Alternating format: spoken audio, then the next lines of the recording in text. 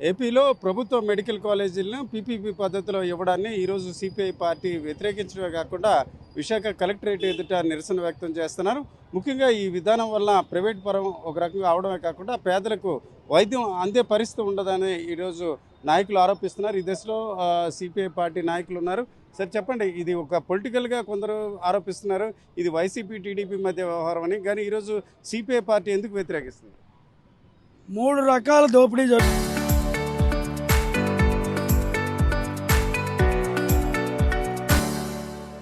జరుగుతుందండి. మొదటిది corporate hospitals. ఎవరైనా అనారోగ్యం చేసి హాస్పిటల్లో జాయిన్ అయితే ఇక వాడు మానసికంగా చనిపోయినట్టే.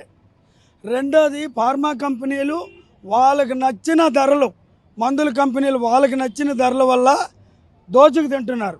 మూడోది అవసరం ఉన్నా లేకపోయినా లైసెన్సులు లేని ల్యాబులు కూడా డాక్టర్లు వాళ్ళు కుమ్మక్కై పరీక్షలు రాస్తారు.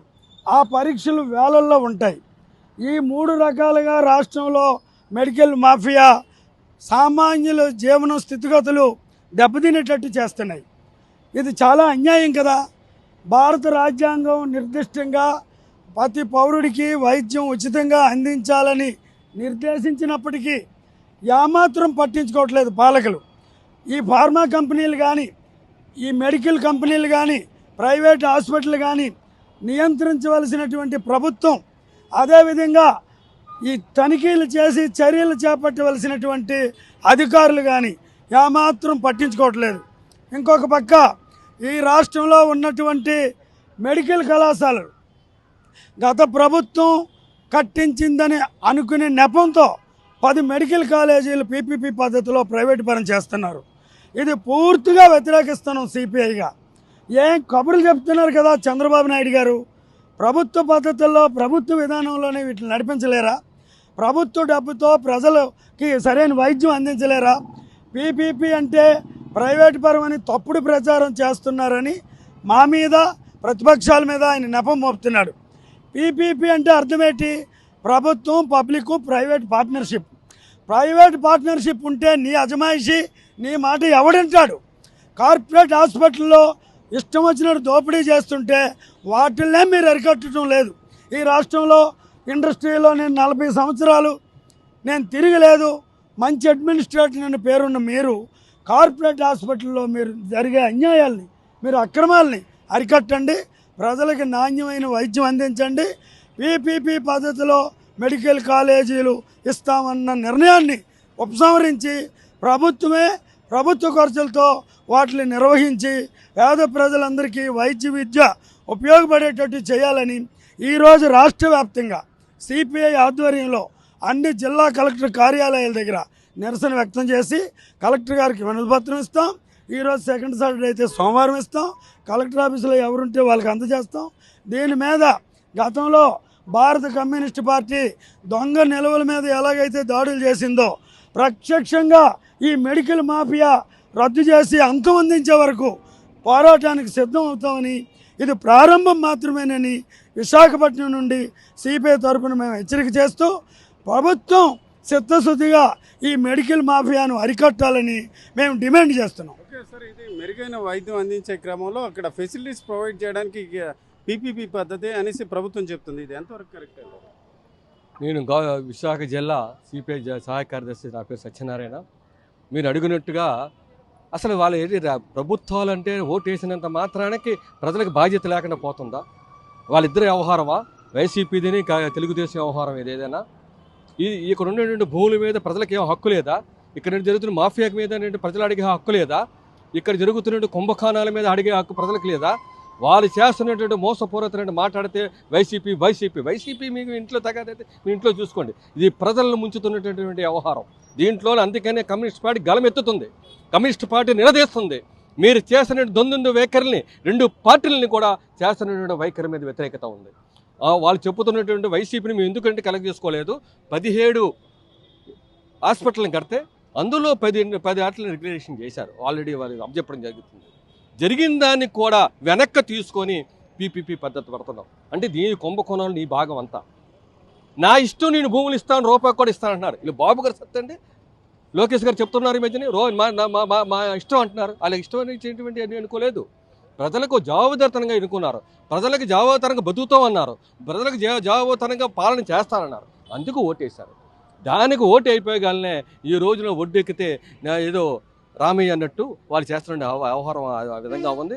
దానికి వ్యతిరేకంగా భారత కమ్యూనిస్ట్ పార్టీ పోరాటం చేస్తుంది. పీపీపీ పద్ధతిని ఈరోజు ప్రైవేటైజేషన్ అనేటువంటి పద్ధతుల్లో వాళ్ళకి ముందుకు పోతా ఉన్నారు. మనకు అందరు ప్రతి ఒక్కరు తెలుసు. కరోనా టైం తర్వాత ఒక్కొక్కరు కూడా హాస్పిటల్కి వెళ్ళాలని భయం వేస్తూ ఉంది. సామాన్యుడు ఆడు తెచ్చుకునే పక్క నుంచి కూలి డబ్బులు లేవు, జీతాలు లేవు, ఫ్యాక్టరీలు లేవు, ఒక పరిచయించి ఆరోగ్యం బాగు చేసుకోవడానికి హాస్పిటల్లో కేజీహెచ్ ఎంతమందిని కాపాడుతూ ఉంది. అందువల్ల వాళ్ళకు వచ్చినటువంటి ఐసీయూలో పెట్టేసి లక్షల కోట్లు తోడేస్తున్నారు. దాన్ని నియంత్రణ చేయవలసిన ప్రభుత్వం యొక్క నియంత్రణ చేయడానికి కమిటీ ఉంది. ఆ కమిటీని కూడా పర్యవేక్షణ పంపించకుండా వాళ్ళ మీద దోపిడీ చేస్తూ ఉన్నారు. ఈ దోపిడీకి వ్యతిరేకంగా కమ్యూనిస్ట్ పార్టీ పోరాటం చేస్తూ ఉంది. మందులకు వ్యతిరేకంగా కమ్యూనిస్ట్ పార్టీ పోరాటం చేస్తూ ఉంది. ఈరోజు ఫార్మసిటీలో పనిచేసిన కార్మికుడికి తనకి కనీస వేతనాలు లేవు. ఆ ఫార్మసిటీ బయటకు వచ్చిన తర్వాత మందులు అమ్మినటువంటి దోపిడీకి వ్యతిరేకంగా కమ్యూనిస్ట్ పార్టీ పనిచేస్తూ ఉంది. అందువల్ల ఈ కమ్యూనిస్ట్ పార్టీ అన్నీ అరికట్టే వరకు పరిపూర్ణంగా కమ్యూనిస్ట్ పార్టీ పరిపూర్ణంగా ఈ ఉద్యమాన్ని కొనసాగిస్తుంది.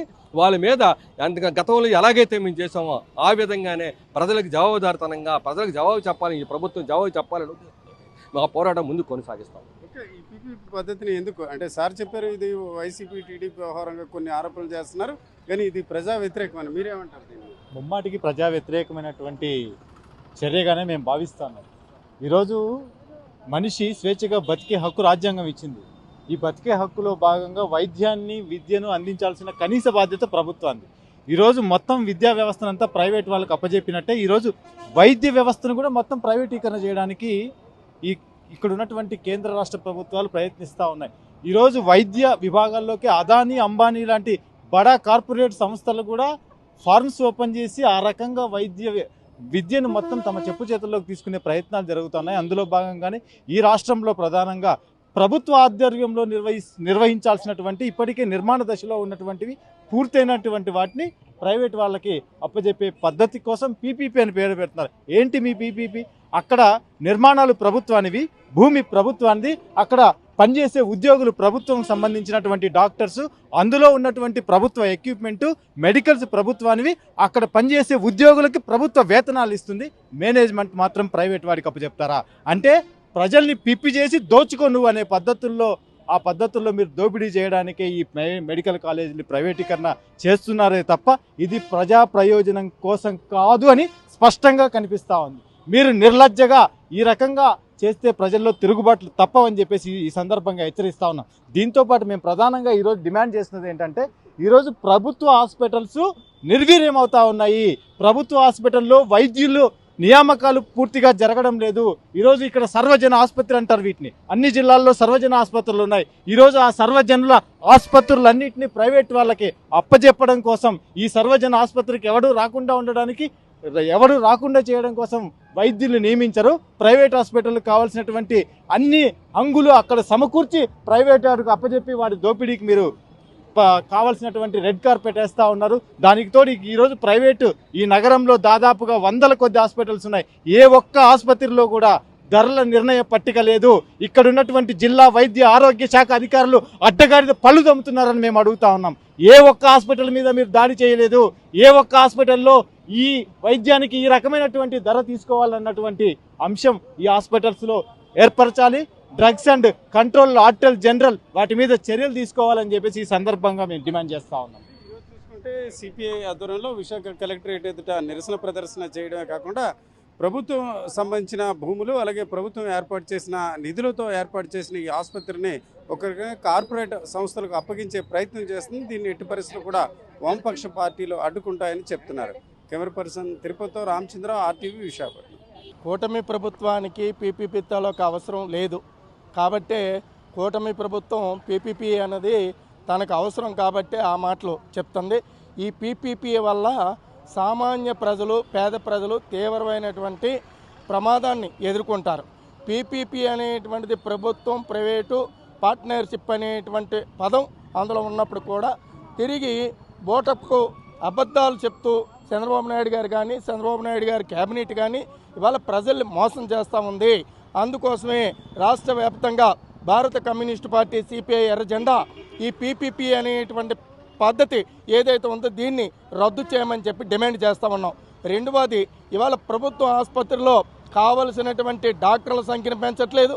అదేవిధంగా హాస్పిటల్కి కావాల్సినటువంటి ఎక్స్రేలు కానీ, లిఫ్ట్లు కానీ, లేదా రక్త పరీక్షలు కానీ, లేదా స్కాన్లు కానీ ఇటువంటి ఏవి కూడా అక్కడ ఇంప్లిమెంట్ చేయకుండా ప్రైవేటు వాళ్ళకి రాస్తున్నారు. ప్రైవేట్ ఆసుపత్రుల్లో డబ్బున్నోడికి మాత్రమే ఆరోగ్యం, డబ్బు లేనోడు మరణించాలనేటువంటి పద్ధతిలో ప్రైవేట్ ఆసుపత్రులు వ్యవహరిస్తూ ఉన్నాయి. పూర్వం ప్రైవేట్ ఆసుపత్రుల్లో కూడా 25% పేద ప్రజలకి ఉచిత వైద్యం అందించాలనేటువంటి నిబంధన చట్టం ఏదైతే ఉందో దాన్ని పూర్తిగా ప్రైవేట్ ఆసుపత్రులు నిర్లక్ష్యం చేస్తూ ఉన్నాయి. అయినా కలెక్టర్ గారు కానీ, ప్రభుత్వం కానీ, ప్రజాప్రతినిధులు ముఖ్యంగా ఎమ్మెల్యేలు కానీ, ఎంపీలు కానీ వీరెవ్వరూ కూడా దీని మీద శ్రద్ధ పెట్టట్లేదు. ఉదాహరణకి మన డిప్యూటీ సీఎం గారు అనుకున్నటువంటి పవన్ కళ్యాణ్ గారు, ఆయనకు రోగం వస్తే హైదరాబాద్ పారిపోతారు, పక్క రాష్ట్రం.